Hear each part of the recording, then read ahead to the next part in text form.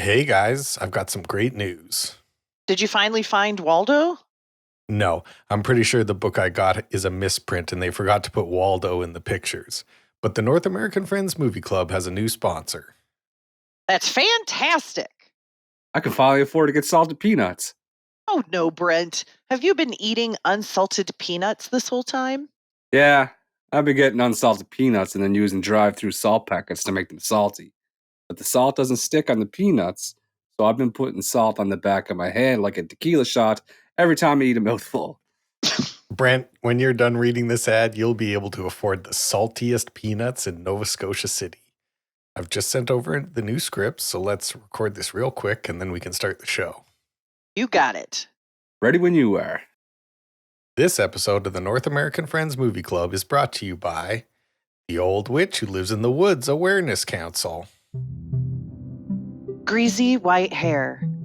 Long, bony fingers. Two milky eyes.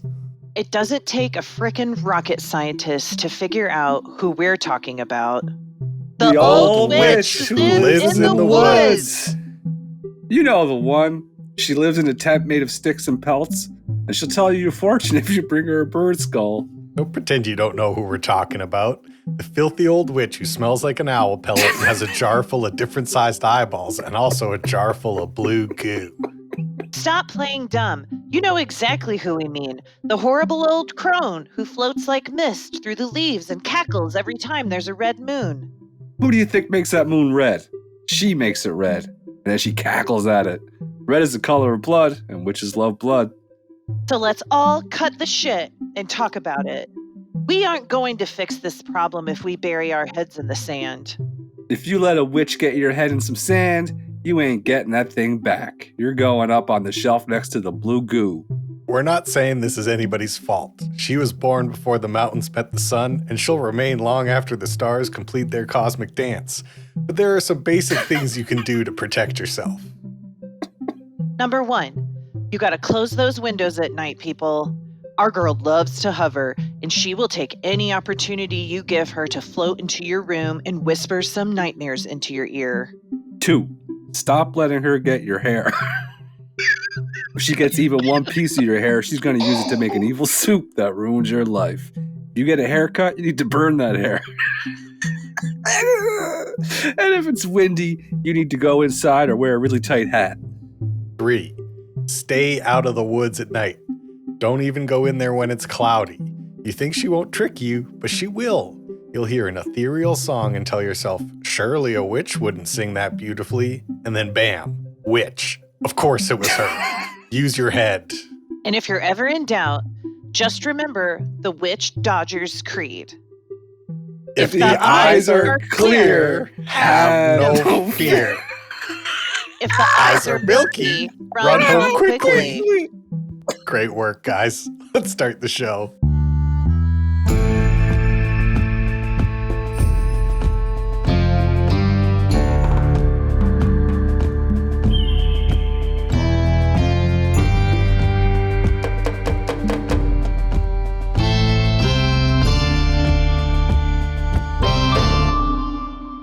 This is what it sounds like when we do a podcast. We're currently doing one. This is the North American Friends Movie Club, and you might notice something about the name of our podcast, which is that Friends comes before Movie Club. So I got to ask my two friends, how are we doing? How are we doing? I'm okay now that I did that intro. That really pepped me up. I want to say I've been better, but I've been worse. Okay. There you go. Exciting things are happening here. I did the laundry the other day, and I went to flip over the stuff in the washing machine to the dryer, and I saw, you know how you get those laundry detergents with the cap, and you got to press the rubber button down, fill the cap up, and pour and they all get all gunky and stuff. Mm-hmm. Well, I found the cap inside the washing machine. I was like, oh, Melissa wasn't paying attention when she was doing the laundry. And then I started to think about it. I was like, wait a second. Oh my God. No, shh. The next day I did the same thing, and I looked at it. I was like, what did she do? Why did she forget to do this again? And I was like, whatever. So then I started thinking about it. I'm like, this is fucking genius. She's putting it in there on purpose to get all the soap out and to keep it clean. She's actually made a breakthrough in laundry technology. So I started doing it, and there's no more gunk. So it's just the cap that you pour the soap into? You press the button down, the detergent goes into the cap, and you pour the cap. Yeah, so it's the cap. What you're talking like you knew about it? No, what I do is I rinse it out with the water that's filling up the tank, filling up the bowl. Man, these guys are way ahead of us, Brent. Like they're way ahead of us in laundry progression here, because it never occurred to me. It blew my mind. I was soaking them bitches and things and cleaning them. You were cleaning what? That's awesome. That is awesome. That's hilarious.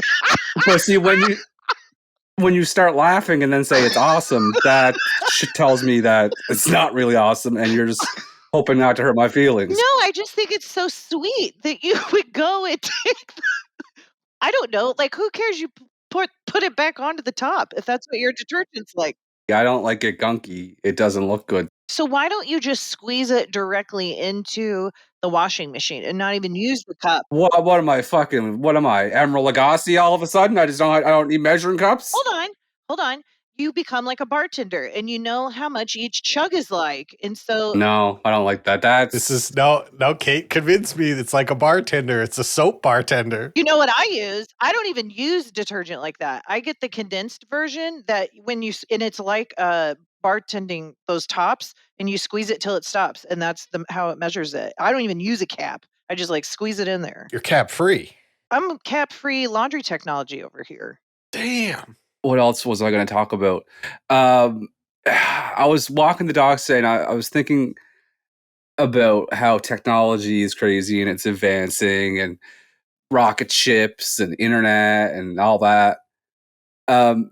I think that people that design mops have it harder than people to design rocket ships.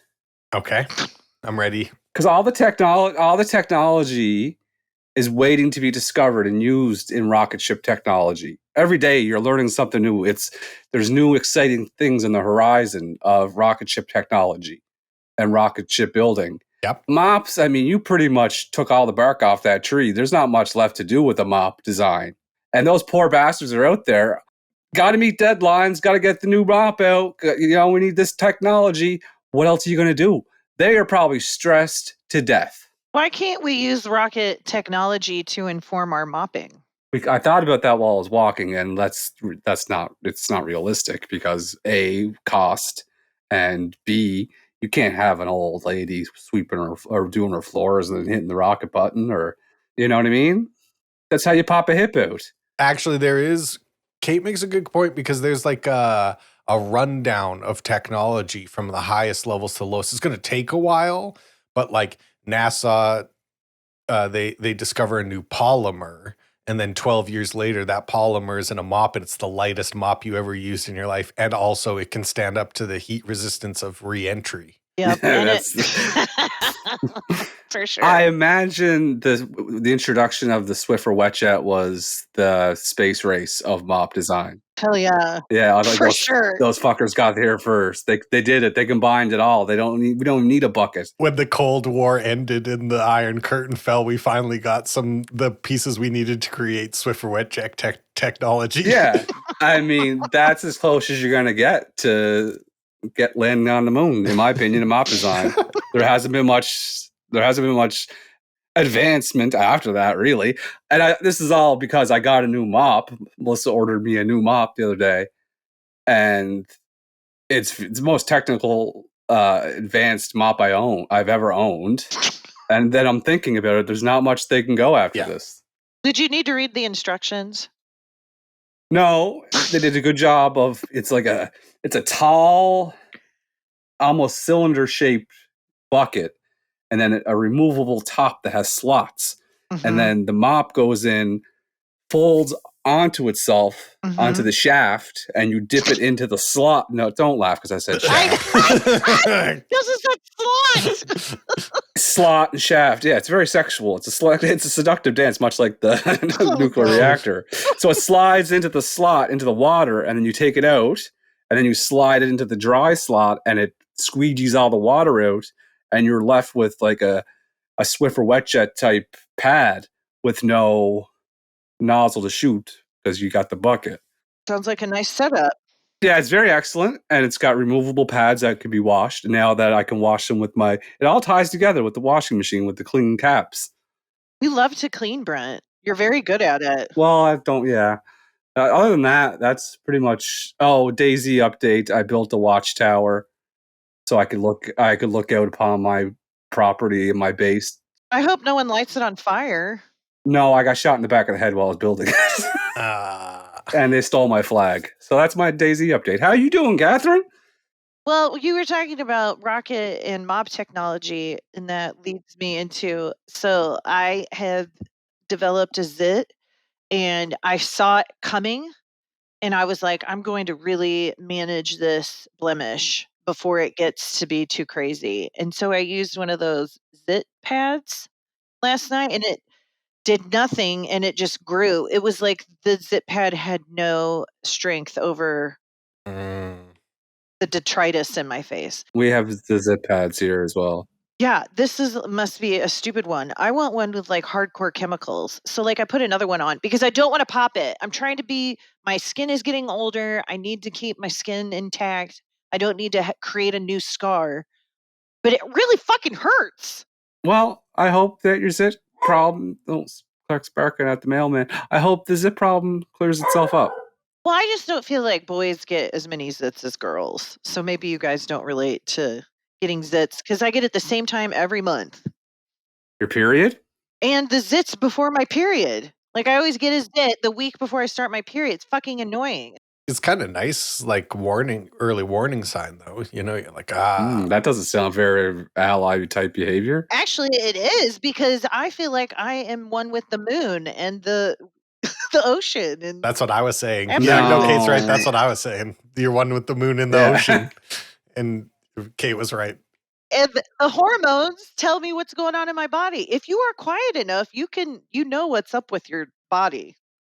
I have a cyst underneath my armpit that hurts. What's my body telling me there? That you're old. That you're all jacked up. I am all jacked. I'm jacked up. It's so fucked. You're probably bathing too much. No, I don't think that's it. You're using too much deodorant. No, I switched deodorants. You need to get that taken out. You need to remove that. I did. I had it cut out years ago, and it's back. They didn't get all of it. But they're not going to get all of it because I didn't like it. They had to put packing in it. Oh, that sucked. Yeah, and then that's like the ideal job for student nurses. So student nurses were packing it all the time. Oh, it's not a good situation. And you pulled it out. You found an earring in there. Yeah. How about Nate? What's going on with the old Nate dog? That's visceral. I don't like that. It's packing. I got my foot packed. I had glass cut out of my foot, and it had packing the bottom of my foot. And then when they took the packing out, it said "Die hard." And I was like, is this... exactly. No, I was like, is this gonna hurt? And the doctor was like, no. And then he pulled it out, and I was like, ah! Yeah, he did the right thing though. You got to keep you relaxed as long as possible. Oh my god, that did not feel good. It's not a good feeling to have things pushed inside of you. No. Well, I mean,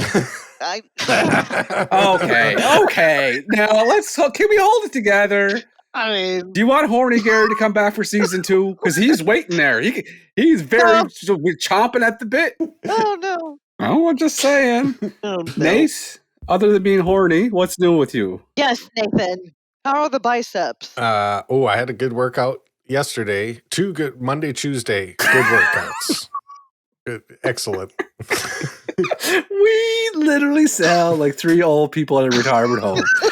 Yeah, I did my aqua size, okay? And then I played lawn bowling, a little cribbage. Oh, fucking foam weights in the pool. Yeah, I have I don't think anything exciting has happened to me since the last time we spoke. I've been the only thing that happened was I did a different style of YouTube video where I'm figuring out how to cut in between us instead of having one static image the whole time. And so I learned a bunch of new stuff this week to make That's that cool. happen. That's the only exciting.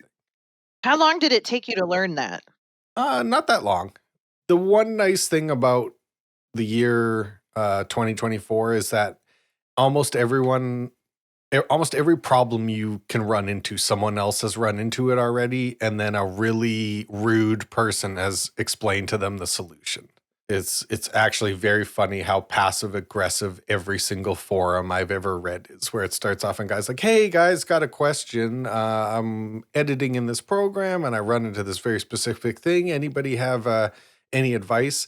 And then the most helpful response will start by, well, I don't know why you're using that program. It's a program for fucking idiots. But if you are going to force yourself to use that stupid fucking program, this is the solution to that problem. It's like, oh, okay, well, thanks. Well, sometimes you just, thank you. What an asshole. Sometimes you just got to let the bell ring. I don't know. Yeah. Listen, if that's the price of free expertise, is that they're going to be a dick to you about it? They're going to be a dick about it. This is a fair trade. That's a good point. Oh, good. Well, that's cool. It looks great. I know. I like you got the cauldrons of blood and the dog food. I noticed my airsoft rifle. Mm-hmm. I gave you a BB gun and a basketball because you love basketball. Kate. You like basketball. I am the coach. Is it a picture of Juliet? Yeah, that's my exact perfect recreation of Juliet. Oh, are you kidding? I didn't get that. That's awesome. Right-hand side of your thing, yeah. Oh, my baby. So my next thing that I have to figure out is, for some reason, the backgrounds are all blurry on the video, but they shouldn't be because I made very large file sizes for those. So I'm actually going to call in my expert filmmaking roommate as a consultant on this one to be like, hey, tell me about the pixels. Give me some pixel information. Yeah, speaking of file sizes, I tried to send a video of my foot to my rehab girl, and the file size was too large in email. I don't know what to do with there, so I just got a picture of a 19-second video of my foot just in limbo. That's what you're telling Melissa. Yeah, listen, if I could guarantee I could make any amount of money off this body, I'd be doing it by now. Yeah, you would have found a way to suck a few dollars out of those feet. Yeah. Oh, yeah. I'm sure I just don't want it. Speaking of sucking a few dollars out of those feet, Nathan, why don't you tell everybody what the movie that we watched this week is? Great transition, Brent. Thank you. My choice for this week was the mockumentary film A Mighty Wind, starring Christopher Guest, Eugene Levy, Catherine O'Hara, and dozens of more talented, wonderful people. And I think we should talk about our favorite parts. But before we do that, we have a very important segment, which is Kate explains to us what happens in this movie. Excellent. Thank you. A Mighty Wind is a mockumentary where a very famous folk producer, a guy who made folk music in the 60s and 50s, dies. And they're putting on a memorial concert for him. And his the three bands that, or acts that he were most famous were the Folksmen, the New Main Street Singers, and Mitch and Mickey. And the movie just goes about showing what they've been up to and the history of them. And then the finale of the movie is them all going to this memorial concert that is live broadcast on what is basically PBS. And I enjoyed it very much. The end. Well, I'm very glad that we got a little preview of how you felt about it. And I think we might as well just go right ahead and talk about our favorite parts. We can do that.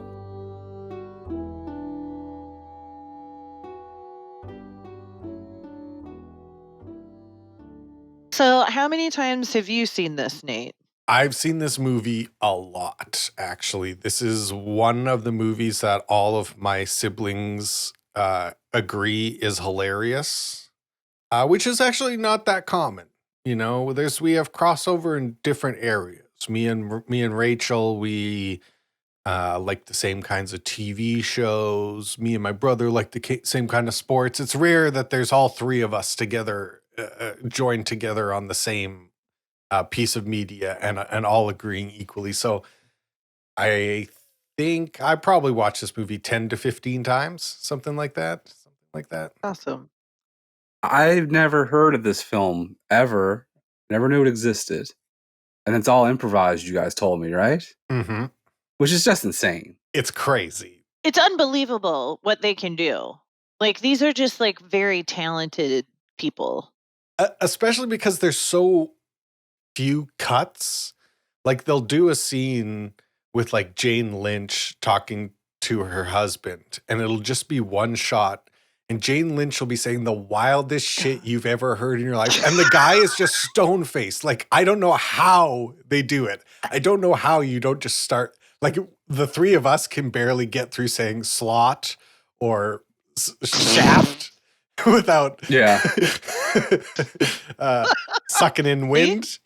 Right? We can barely do it. And we're not even looking at each other. These guys, that they can do that is incredible. John Michael Higgins is who plays her husband, and he is always freaking hilarious. And he always plays like, and he has the ambiguous sexuality. Mm-hmm. You know what I mean? Like, oh, love it. And did you know, I didn't know this until I was doing my research for the film, that he arranged all the 9-part harmonies for the Main Street Singers. Oh, that's one of my favorite parts where he's like, did you take the 6? You didn't take the 6. Because it's so absurd that they're singing 9-part harmony. Like, just be a fucking choir. Like, what are you doing? To me, this, like, if someone just said, okay, describe your friend Nate with a movie, I would just say, go watch A Mighty Wind. That's Nate. This is you on a little plate, bud. It's even more me than Tenacious D. Oh, certainly. I debated on that. Like, what is more Nate, Tenacious D or this movie? You're too sweet for Tenacious D. This has my theater kid aspect of my personality is also built into this. Like, you know, the Tenacious D guys, they're rock stars. I'm not a rock star. I'm singing a musical number and having my elbows real high as I march across the stage kind of kid, you know? Oh, no. It's so well done that even I forget that it's improvised, and I always was like, oh, they just made that up as they're just there. The part at the end where they're stretching for time, the skeletons of Quinto. Boatman. Quinto. Yeah. And they're talking, and he's about to start the story of like 1936, and then the guy interrupts him. He's like, good night. And he just walks off. It's so fucking funny.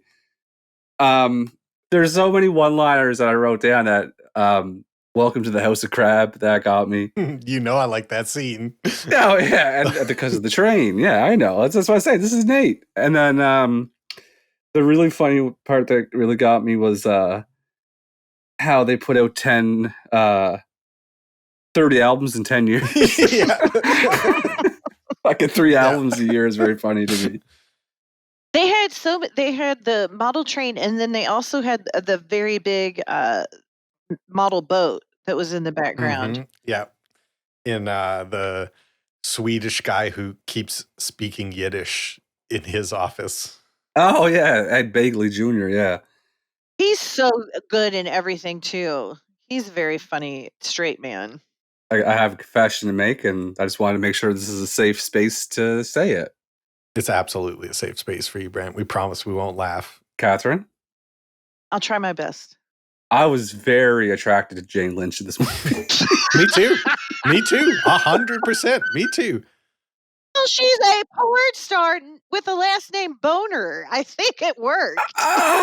But I was like, at the when they're doing the show at the town hall, and she had that frosted eyeshadow on and the hair with the bright. I was like, holy, well, Jane Lynch can fucking get it. Dude, when they made up that fucking religion about colors and harmony, like, that shit is real. Like, that to me is the funniest thing I've seen in a movie. Like, I would have Oh my God. I want to like practice that because it's so absurd and also makes kind of sense if you think about it. But Kate's part of the new Main Street Singers. See, this is what happens when you become a known person. when they talked about like having to work in Branson, I totally got it. Like there are tons of these kinds of acts in Branson. Like I could do it. I got 2 shows a day, one at 2 and one at 7. Mhm. You know? Kate, in another world, you could have done it. You could have been a new coulda Main done Street it. singer. I could have done And you would have been doing a voice like Jane Lynch, like she's Mama's in the kitchen and Daddy's out on that. Oh, so funny. It was just a very confusing hour and a half for me and about myself because I was like, wow, Parker Posey and Jane Lynch are just fucking lighting me up right now. 100%. And I couldn't explain this. Maybe because they were playing music. No, it was maybe because I don't know. 20 years ago, Jane Lynch. I don't know. I found her just top to bottom. I was like, wow. Yeah, I'm sorry. I keep going on about it, but Jane. But I didn't like Parker Posey. I was like, wow, Parker Posey's hot as hell in this movie. But I'm like, something about that Jane Lynch. I don't know. Which is it's just confusing for me. What about that Bob Balaban? Bobby B. Bobby B. Bobby Balaban? Everybody works with him. Eugene Levy? Oh man, they're all so hot. Harry Shearer? Fred Willard? Fred Willard. Wait, he had his fucking hair was frosted white. It had the worst ideas. Fred Willard was the highlight of this movie for me. Do you know how many times I watched this movie yesterday? How many times since yesterday I said, what happened? So much. Oh no.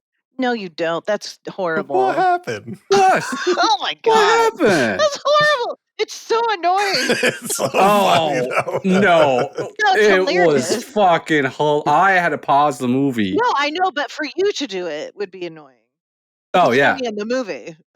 What happened? And I also think it's racist, isn't it? oh, I'm sure. Probably. It's very, yeah. And when he said, I was the first one, I'm pretty sure I'm the first one to say, what was I don't think so. I don't think so. I don't think so.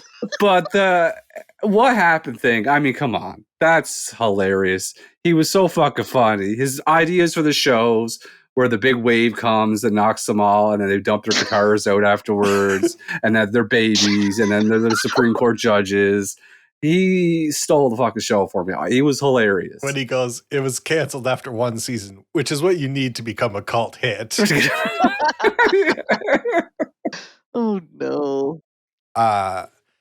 Well, first of all, I'm very pleased to hear that you didn't hate this movie, because as I was watching, I was like, there is a potential that Brent will hate every single second of this. I knew Kate would love it. Kate's got Kate has a song in her heart, so I knew she'd understand. But I'm very glad. Yeah, and it started out where I'm like, I am going to fucking hate this movie, but then it just grew on me, and then I just like. I had to respect the fact that these people are making this up as they go along, and they're keeping straight faces, and there's so many little funny characters like Christopher Guest's hair. My God, that was hilarious. And his voice. The best bald guy ever. His voice. Yeah. Well. That's what I was going to say. That's exactly what I was going to say. That stuff just makes me laugh. And there's so many more lines, like the Fred Willard stuff. Plus, Jane Lynch was fucking doing her thing. Everybody was funny in it. The only thing I didn't like is Eugene Levy's voice in it. It's I actually agree with you. There's 2 things I would change about this movie. The second one I'll talk about at the end, but the first one would be the genius of this movie to me is that Catherine O'Hara is going 100% straight, 100% believable, like the most real person maybe that's ever been in a movie. Like I would go that far. She's doing such she's performing exactly like so many Canadian middle-aged women that I've met in my life. Like, I can't describe how perfect it is. And then Eugene is just one notch too silly. I wish he had been a little bit less silly.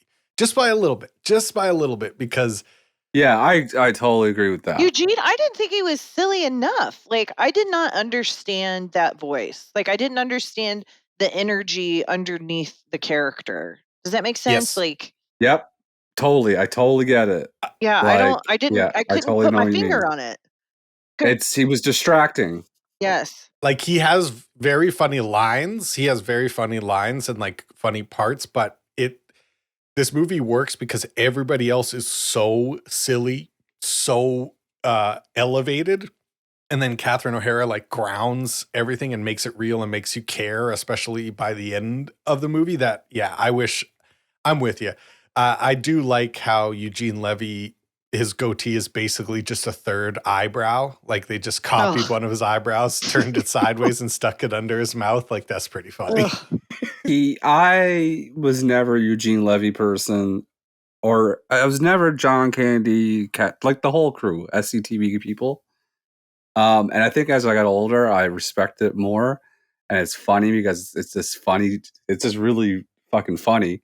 And I regret not getting into it. But I think Catherine O'Hara is the most underrated person in Hollywood. I just can't agree more. She's so talented. Her voice, I would listen to an album. Like, she could record an album of Anne Murray style standards, and I would listen to that album. Oh, we're so Canadian right now. I know Anne Murray. I know, but we just said we got Catherine O'Hara singing Anne Murray's greatest hits. Yeah. You could not get any more Canadian than what we're doing. This is a pretty Canadian film. This is I know, but that's very funny to me. Where's Fred Willard from? Is he American or is he Canadian? I think he's American. He's dead, right? Yeah, he died a few years ago. Which is so sad. He is just like, I love Fred Willard. Yeah, I was watching the behind the scenes and they were talking about how every time Fred Willard was doing a scene that everybody on the cast would come and watch him do it because he would just keep going and then they'd run out of film and then he'd be like, I have more to say. And they'd be like, no, we have to move on, Fred. Like, let's go. He was 86 when he died. So he was probably in his late 60s when he died, which makes this character even funnier. With the frosted tip fucking white hair, yeah. And the shirts. Bob Balaban, whatever his name is, when he started being very neurotic about the venue, and he was worried there was no tops on the mic stands. Or that people were going to trip over the vines. So silly. And get an apple blossom in the eye. Yeah, very good. And then that scene where the guy finally gets fed up with him and just smacks him on the head with a rolled up piece of paper.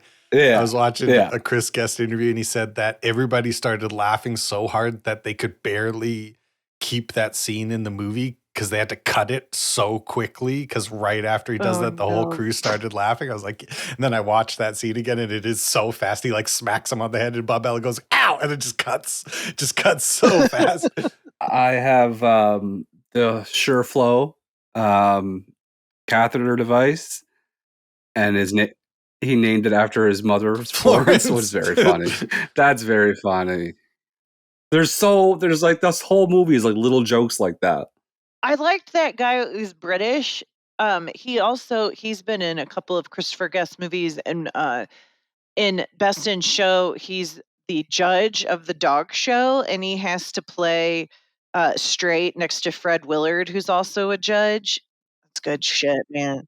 I gotta watch that now since I enjoyed this so much. Man. I gotta watch Best in Show. I would say that if this is Nate's, then mine is Best in Show. I've seen that one probably 15, 20 times.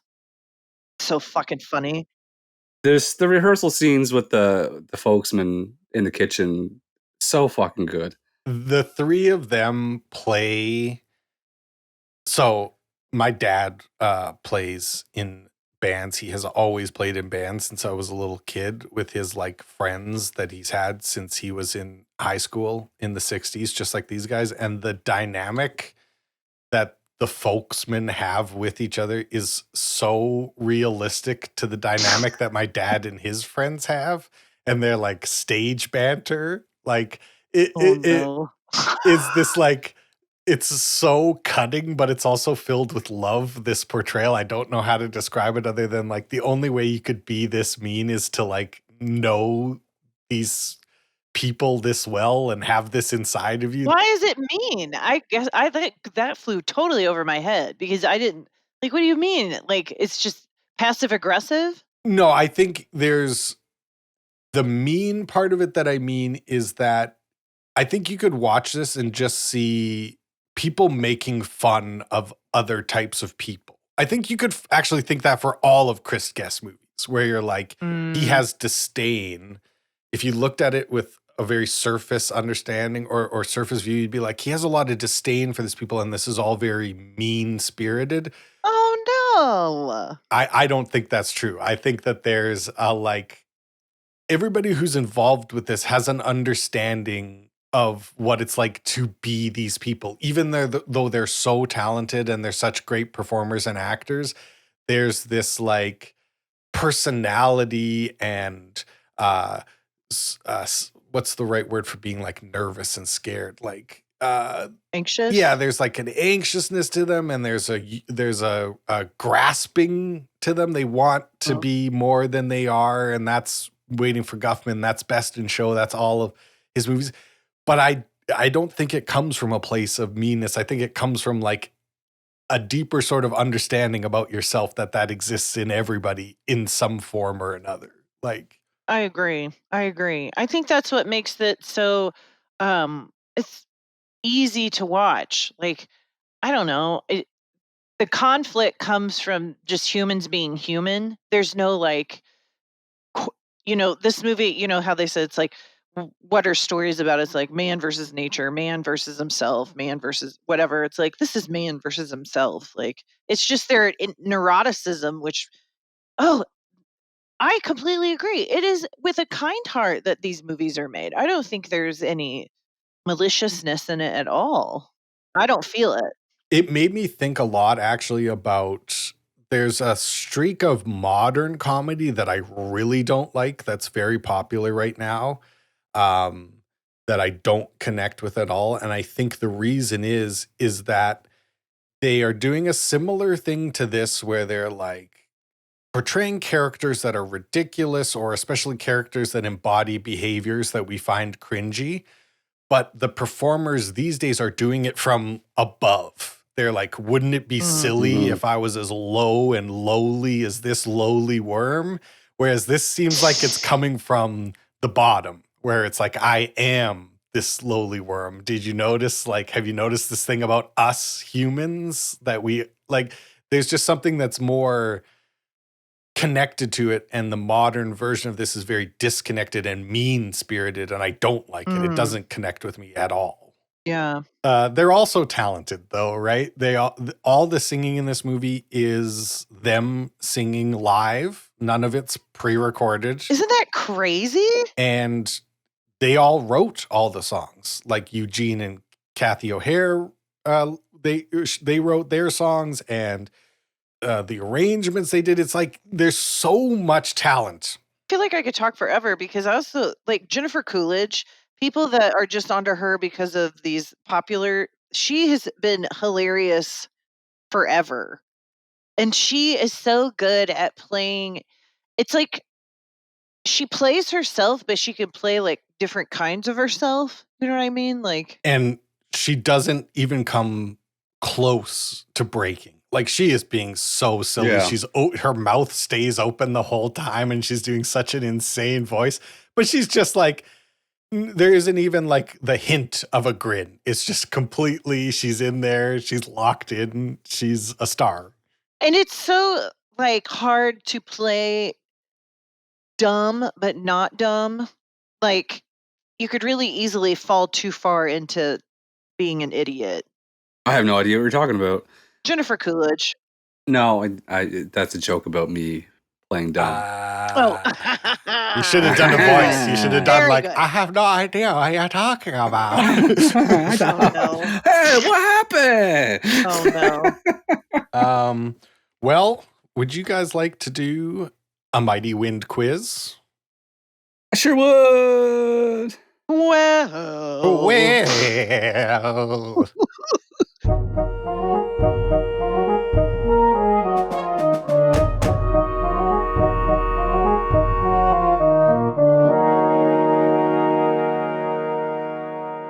A Mighty Win quiz, 7 questions, classic Nate rules. What was the name of the psychiatric facility that Mickey went to after the breakup? Was it Waterford Hill, Cherry Hill, Hawthorne Hill, or Ruby Hill? And this week we will start with Brent. Hawthorne Hill, I'm going to say. And I'm going to guess Cherry Hill. Well, Kate, you have got off to a great start because you're correct. It's Cherry Hill.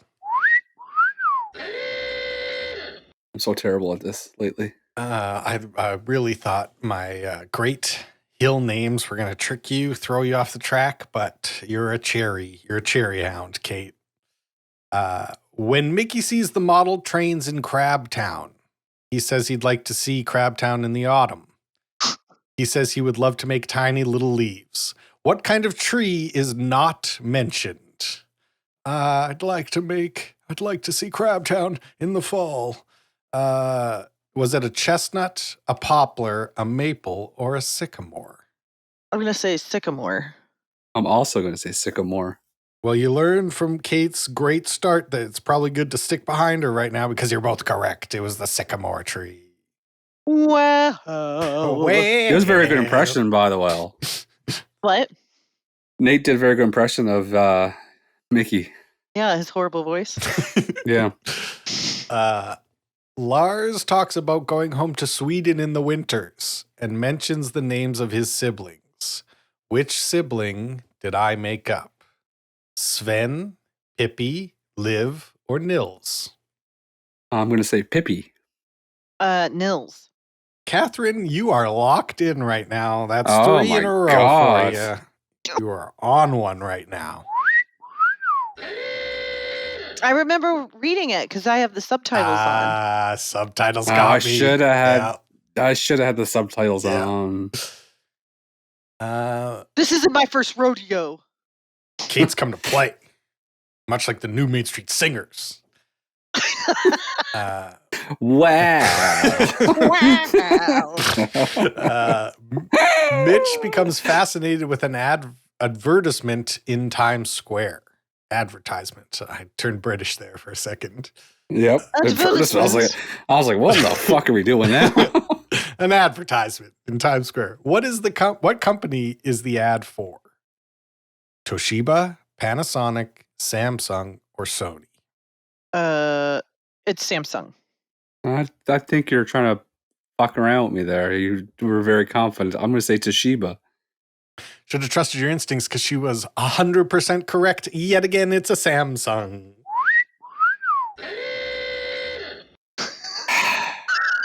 Look, she can't keep it in. She can't keep in how excited she is that she's winning. Listen to her. She's full of cheese and crackers and spite right now. What? Why are you laughing? Because you're 100% correct. Yeah, because he got her ass. You got me. This is not my first rodeo losing a quiz to you. I know. We all know that crickets go fiddly-dee, but what animal is not featured in the Barnyard Symphony? Cows? No. I forgot that it's called. I forgot that it's called Barnyard Symphony. Cows, pigs, bullfrogs, or chickens? I'm going to say chickens. Bullfrogs. Nate's on the board, finally. Oh, no. It was cows. What is it? It was cows. I was down with chickens and cows. Damn it. And the bullfrog croaks, ribbit, ribbit. Oh, barf.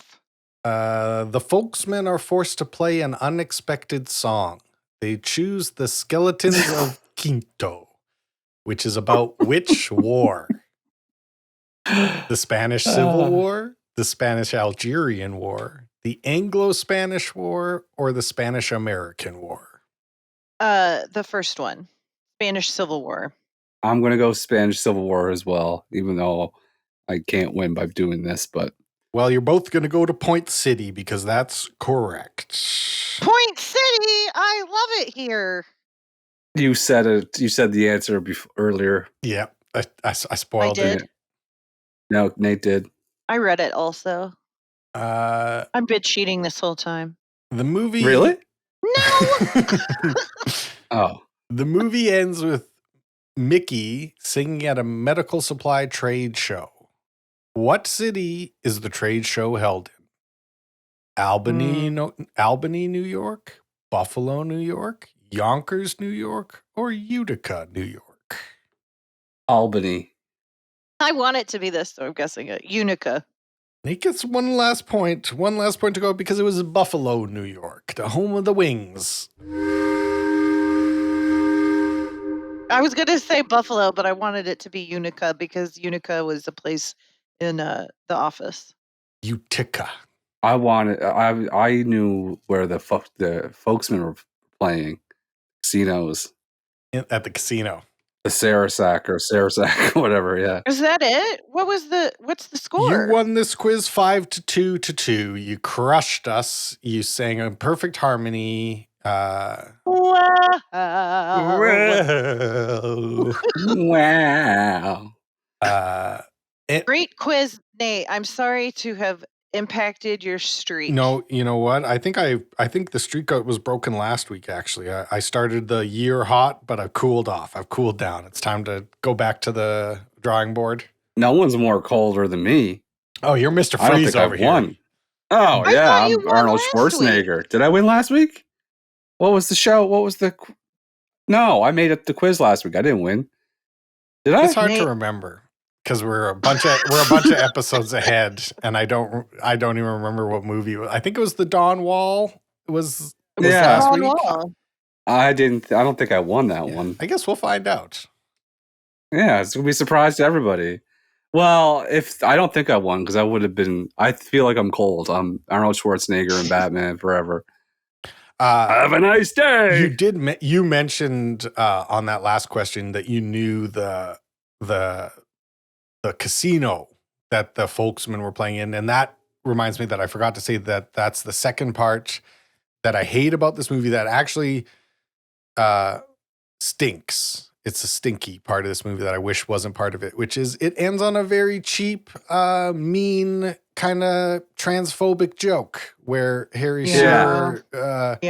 I didn't like that. It's very early 2000s, and I do want to get on the record calling that and say that stunk. That ruined a otherwise perfect movie for me. It's not a good joke. It's not funny enough, and it's not totally cruel, but it's mean-spirited, so I hate it.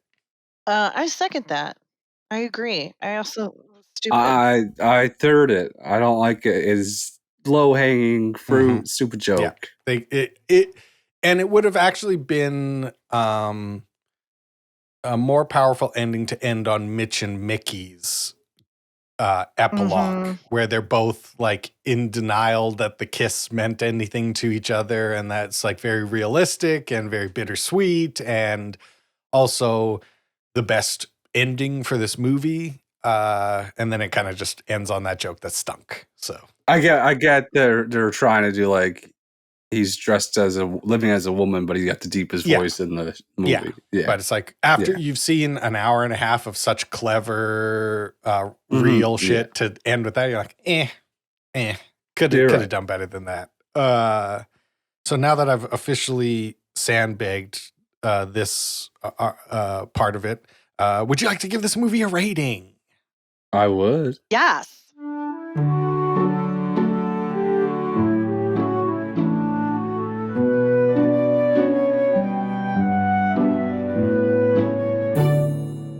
The script for this movie. So we'll say the story for this movie. What would you give the story for this movie? It's such a unique topic. I have to give it a 10. Yeah, I don't know how you rate a story in this way. I mean, I'm going to give it a 9. That's what my heart says.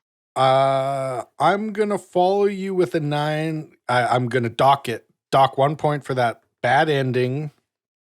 But the love story between Mitch and Mickey, I've always found very compelling. Like every time they kiss at the end of the movie, I get goosebumps. Even when I was fast forwarding through the movie yesterday to write quiz stuff, I like stopped on that scene and I only saw 1 second where they kiss and I got instant goosebumps. Like it's that kind of, yeah, there's Ooh. something very touching about the two of them to me. Especially Kathy O'Hara's character. So yeah, I'll give it a 9.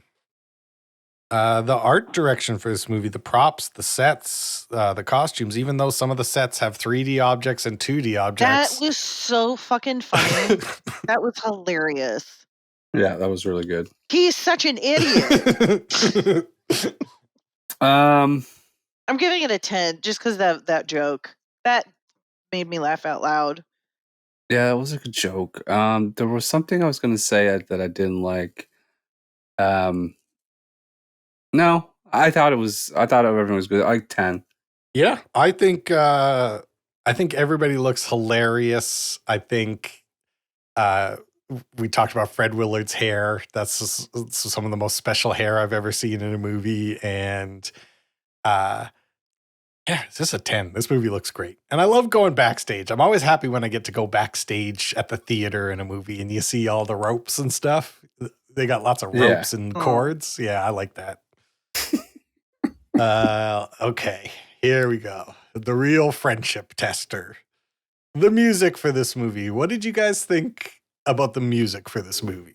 Well, I think that it was fantastic. I'm giving it a 10. You're watching people play instruments and sing silly songs. How can it not be? Yeah, before we let Brent go, I'm just going to hop on the record and say it's a 10. It's banger after banger after banger, and everybody is so fucking talented. I loved it, and I've been humming different songs since I watched it. 10. This has at least 2 bangers. Hell yeah. Barnyard Symphony and the Rainbow Song. Bangers. There's a kiss at the end of the rainbow. Yeah, that should be covered by somebody. Miley Cyrus should cover it. She should. And Barnyard Symphony, it's just everything about it is so good. 10 for that. I'm so happy you said that. We get to be friends. We get to stay friends. I do a lot of things just to get a rise out of you guys, but I know in my heart, if I had to trash this soundtrack and gave it a 6, this is probably the last episode. Contention on the set. Oh yeah. I'm glad to hear it. This is it's a mockumentary comedy film. It's got to be a mockumentary and it's got to be a comedy. As far as mockumentary comedy films go, how would you rate this movie? It's not getting a 10 from me because that's not my favorite. So I'm out of the ones that he's done. Mm-hmm. So I'm going to give it a 9. Fair. 10. I gotta give it 10. It's exactly what a mockumentary should be. Yeah, I'm with you, Brent. The only other mockumentary that even comes close in my mind is What We Do in the Shadows, which we already watched, and I think is a perfect movie as well. This is a 10 for me. I hadn't seen it in a while, and I was maybe like a little concerned that it wouldn't hold up in the same way, and I wouldn't love it as much as I did love it. No, I laughed out loud 10 times at least and tapped my foot and got goosebumps. It's a 10. They did it. Mm-hmm.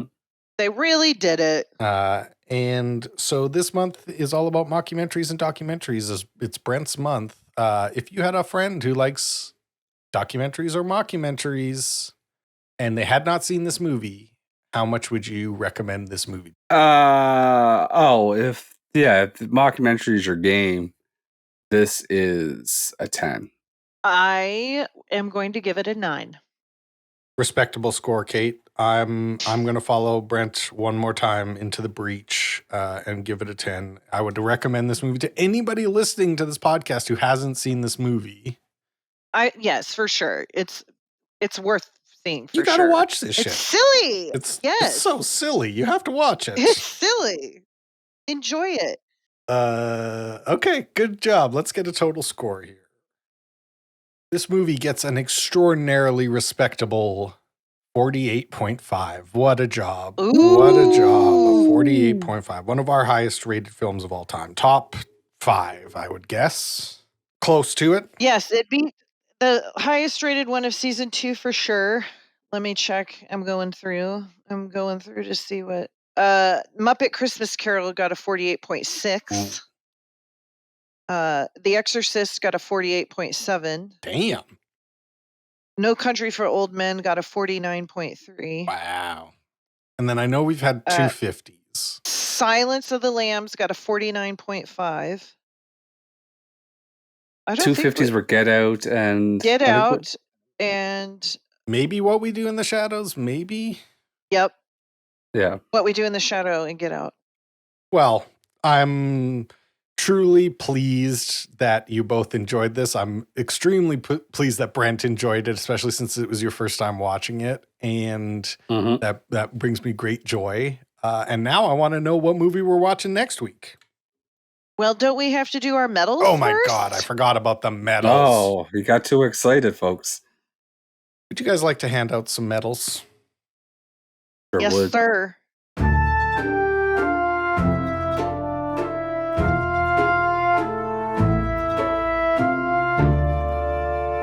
I think we were supposed to do that before the rating. I might have jumped the gun there. We're mixing it up. Yeah, you did. We're doing improv. Yeah. We're doing improv, and everyone's improvisationing. Everyone's just got to adjust. Doop-a-doop-a-doop.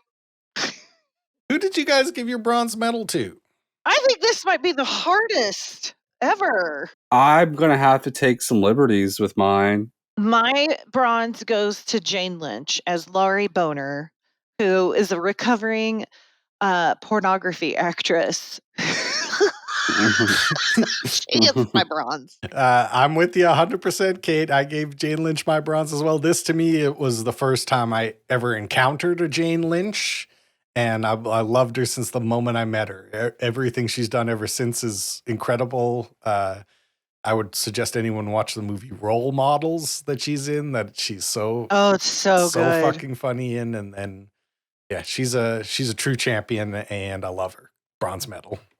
My bronze is going to go to Mr. Christopher Guest, who played Alan.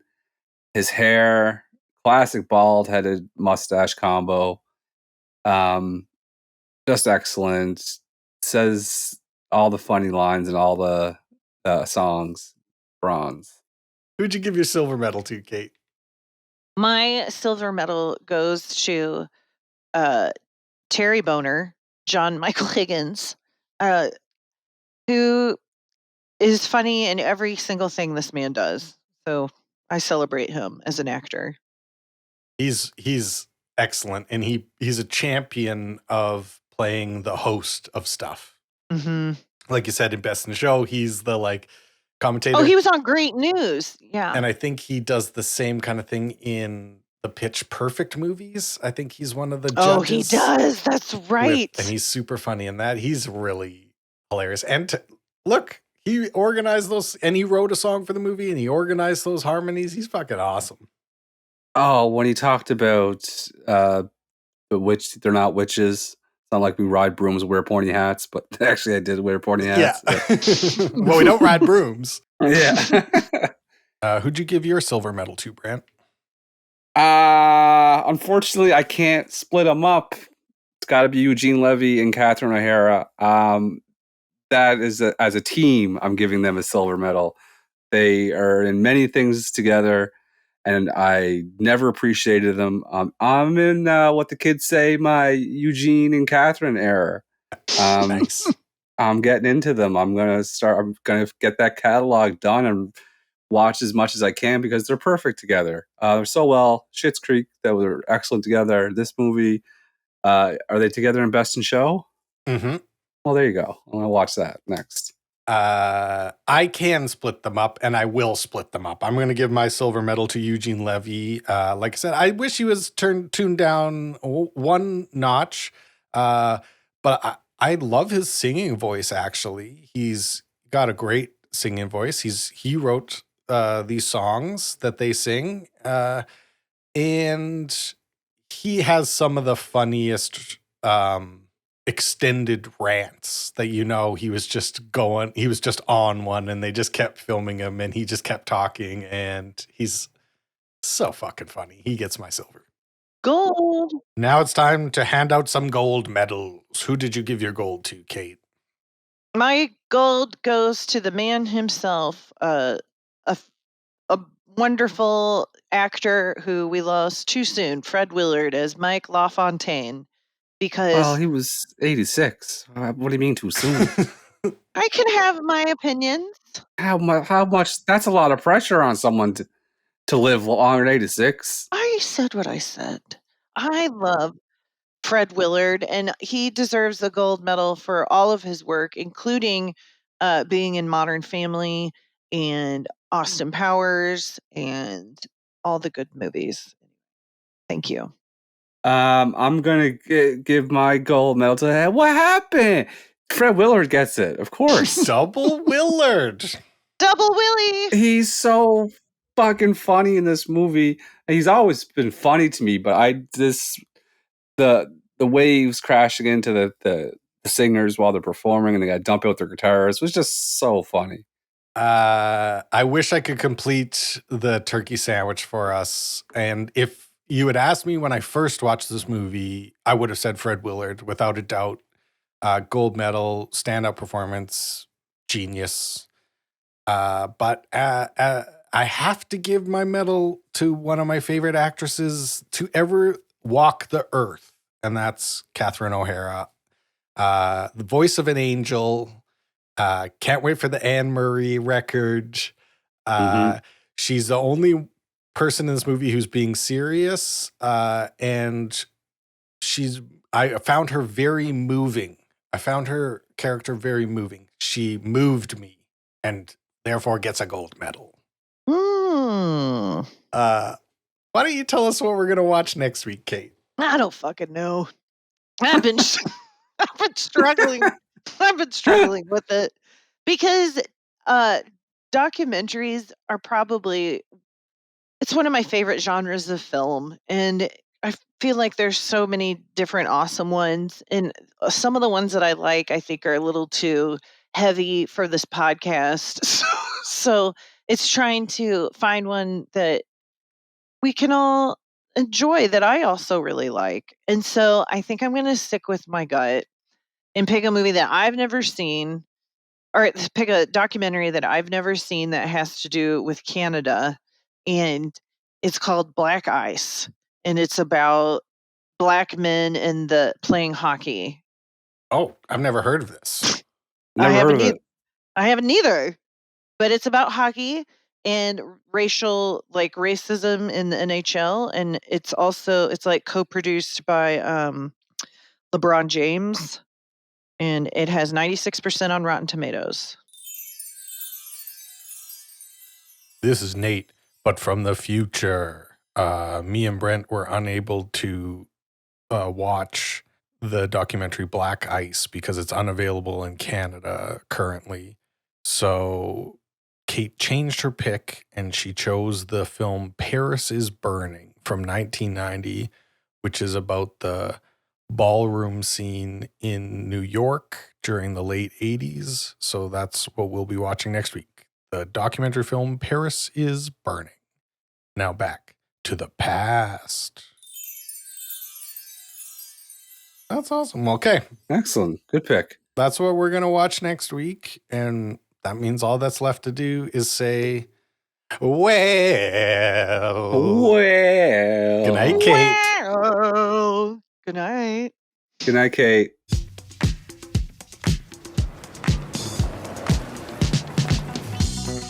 You have space to do all that you intend to.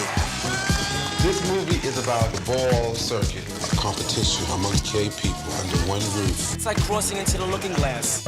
A house, their families, kids from broken homes or no home at all. My name is Angie Extravaganza, and I am the mother of the House of Extravaganza. I'm Willie Ninja, the mother of the House of Ninja. Ninjas hit hard, they hit fast. We come out to assassinate. I'm Pepper LaBeija, the legendary mother of the House of LaBeija, and I've been around for 2 decades. Reigning, that is.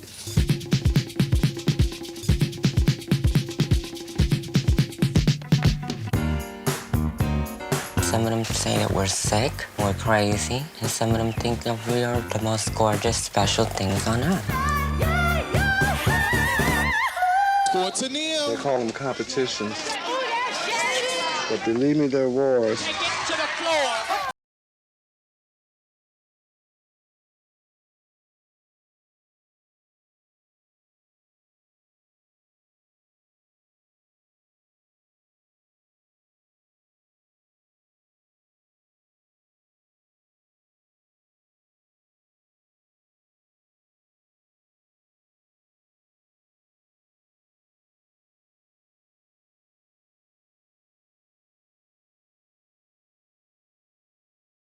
Well,